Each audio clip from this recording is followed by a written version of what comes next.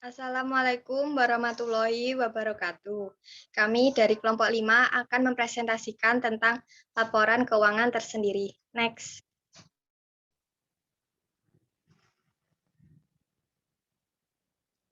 Perkenalkan anggota kelompok kami yang pertama, Novi Mary Astuti, NIM 2002106003. Yang kedua, saya sendiri, Andi Nugraha Ningtyas, NIM 2002106013. Dan yang terakhir, Divara Malia Nurjana, NIM 2002106019. Next.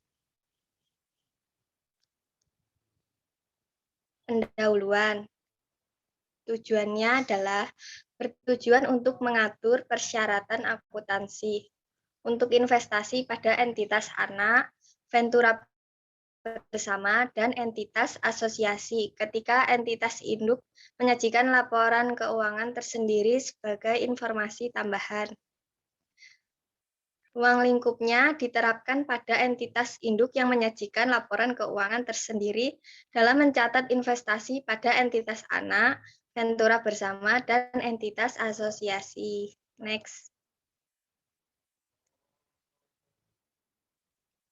Pengertiannya, laporan keuangan tersendiri adalah laporan keuangan yang disajikan oleh entitas induk atau investor yang memiliki pengendalian atas entitas anak yang mencatat investasi pada entitas anak, entitas asosiasi, dan ventura bersama pada biaya perolehan sesuai dengan PSAK 55 tentang instrumen keuangan yang berisi pengakuan dan pengukuran atau menggunakan metode ekuitas seperti yang dideskripsikan dalam PSAK 15 tentang investasi pada entitas asosiasi dan ventura bersama.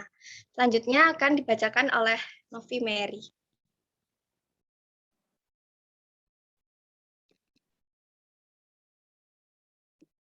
Baik, selanjutnya ada laporan keuangan tersendiri hanya dapat disajikan sebagai informasi tambahan dalam laporan konsolidasian. Entitas induk tidak dapat menyajikan laporan keuangan tersendiri sebagai laporan keuangan bertujuan umum atau General Purpose Financial Statements.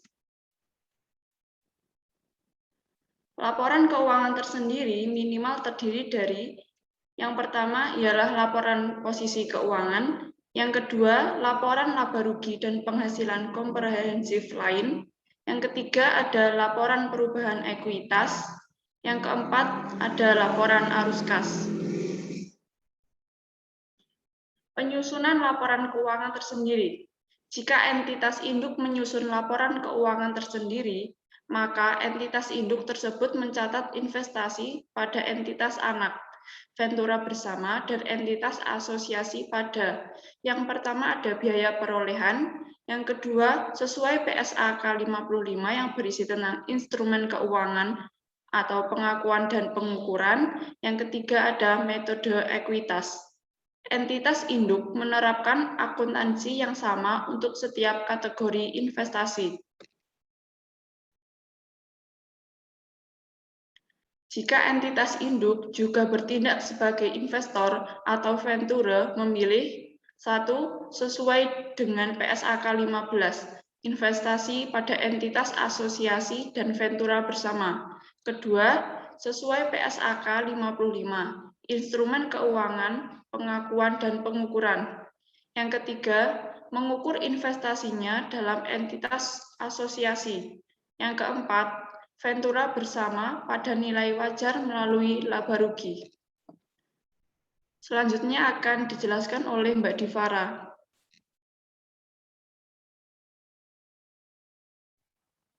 Baik, ketika entitas berhenti menjadi entitas investasi, maka entitas mencatat perubahan dari tanggal ketika perubahan status yakni 1.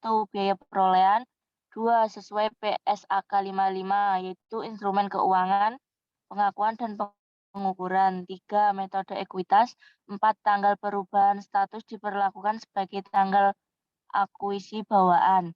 Nilai wajar entitas anak pada tanggal akuisi bawaan merepresentasikan imbalan bawaan yang dialihkan ketika mencatat investasi. Next.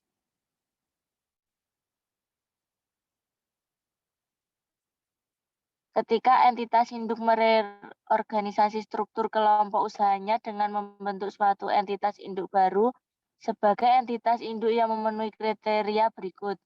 1.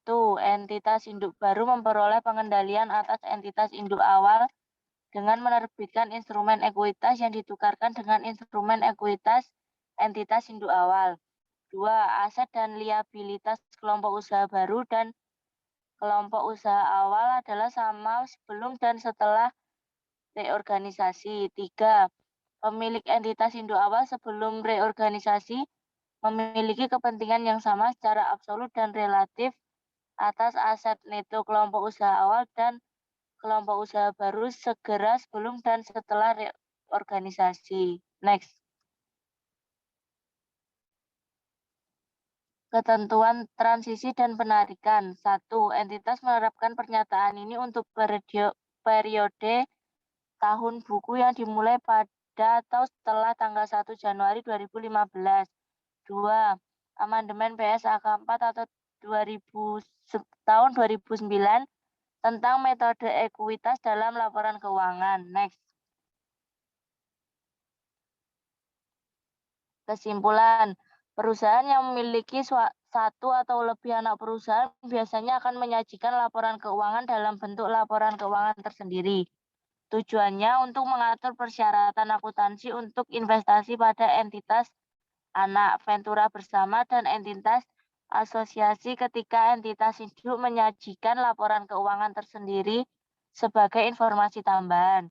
Laporan keuangan tersendiri adalah laporan keuangan yang disajikan oleh entitas induk atau investor yang memiliki pengendalian atas entitas anak, yang mencatat investasi pada entitas anak, entitas asosiasi, dan ventura bersama pada biaya perolehan sesuai dengan PSAK 55, yaitu instrumen keuangan, pengakuan, dan pengukuran atau menggunakan metode ekuitas seperti yang dideskripsikan pada PSAK 15, yaitu investasi pada entitas asosiasi dan ventura bersama.